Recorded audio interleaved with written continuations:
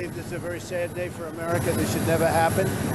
If you challenge an election, you should be able to challenge an election. I thought the election was a rigged election, a stolen. Let's bring this guy down. Oh, my goodness. And I mean, bring his audio down. Because we need to talk about what has been happening. Bring him down. The summer with the audio. Let's just bring him down. See what I did 4 indictments, 100 charges. I'm sorry, but this makes me mental. I have actually been way too obsessed with this story for months now. Months? Because, years, well, girlfriend. I know, but especially with all the indictments. I know, but you've been drinking from a fire hose for a long time with Trump. It's not his politics. It's his personality. Yeah. It's the fact that he's a grifter and a con artist and a liar and a misogynist and a racist and I could keep homophobe. Going. Yeah, I mean, I want to see him apparently kind of a mobster. With allegedly. Well, so finally, Mr. Former President has to actually turn himself in at a jail to get his mugshot taken. And then what does he do? Well, first of all, he posed. He apparently practiced that look at me, glowering kind of a shot. And then he immediately flipped it around to start selling merch from, which is sickening. And then someone pointed out that that photo actually belongs, the mugshot is the property of the Fulton County Jail, and that they might be able to swoop in and take any of the revenue that he has made from selling it. Here's what makes me more sad than all of the stuff that he's going to make off of this and all that, is how many tens of millions of Americans, even with all of these indictments, even with all, he's on tape committing the crime that he's charged with. Like, there is indisputable proof. We still have to go through the legal process for sure, but that there are tens of millions, to the tune of 70+ million Americans who will still vote for him. Well, did you see the poll that came out today? There's apparently 56% support Biden, 47% support Biden and 48% Trump. Whatever. Trump is slightly ahead of Biden. I'm just like, seriously, America? What the hell is wrong with you? I mean, right? It could be that segment right now. That's coming up later. Just wait. Anyway, so then we had, did you watch the debate of the Republican with candidates? So there's a whole 8 of them, right? Yeah. And we've got the Vivek Ramaswamy, who is Trump light. That guy is just such an annoying, he's smart, but he is saying whatever button he needs to push to get Trump's approval. Zero political experience in his entire life. Granted, he's a pump and dump investor guy, very, very wealthy. No political experience, no leadership experience whatsoever, and he wants the highest office in the country. Please.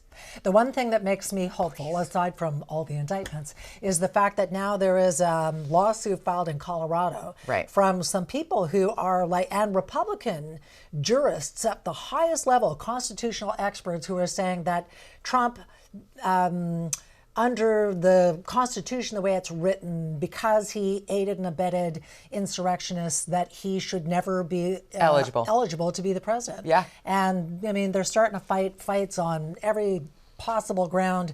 And then the Proud Boys, bye-bye Clang for the next 22, is that what, the 22 years? Yes.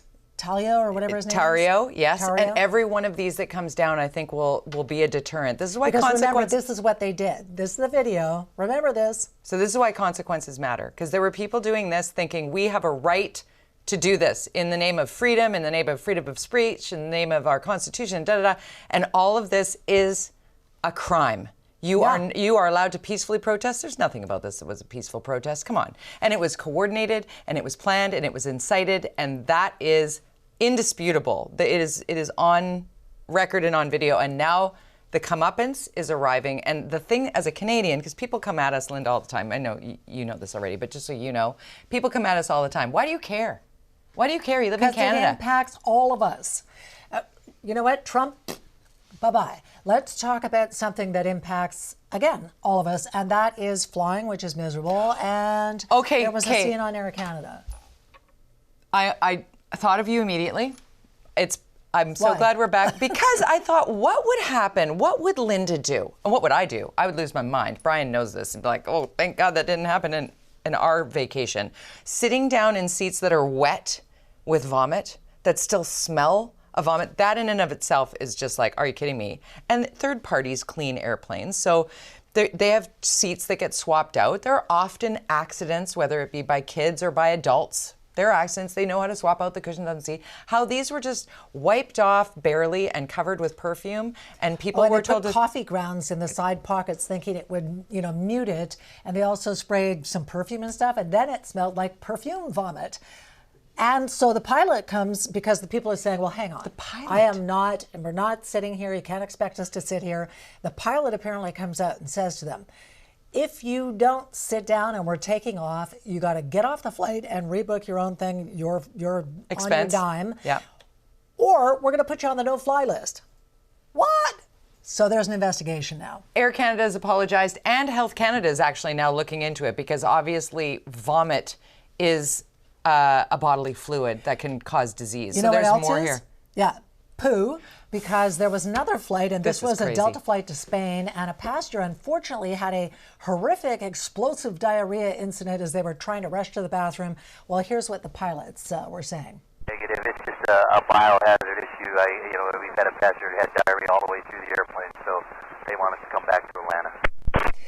Yeah, there was diarrhea all the way down the center aisle. Can you imagine? There would have been vomit on my seat had there been diarrhea down the center aisle. I'm sorry. I'm one of those people. I would have... They turned the plane around. And went back to Atlanta. Yeah. Went back. There was an 8-hour delay. Biohazard. All I'm saying is that as horrific as that is, I have so much empathy for the person who had diarrhea and is trying to get to that little tiny bathroom and all the way down. Let's go from empathy to judgmental, because season 2's premiere edition of What the Hell is Wrong with People, and of course Happy Endings, is coming up. Indeed it is. And also, up next, she is a rock star, a full-fledged rock star, author, a humanitarian. We love her. We love her. And Vancouver's own Biff Naked is celebrating a very special anniversary. Biff joins us next.